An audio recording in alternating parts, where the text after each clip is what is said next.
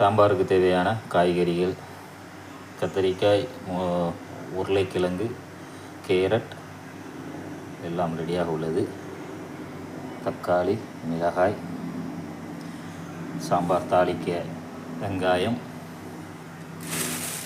கொத்தமல்லி இலை உள்ளது, ரெடியாக உள்ளது. வாருங்கள் எல்லோரும் சாப்பிடுவோம் இன்றைய சாம்பார் சாதம். வீடியோ பிடித்திருந்தா வாங்க நண்பர்களே, சாதம் ரெடியாகிவிட்டது, வடிக்க வேண்டியது தான்.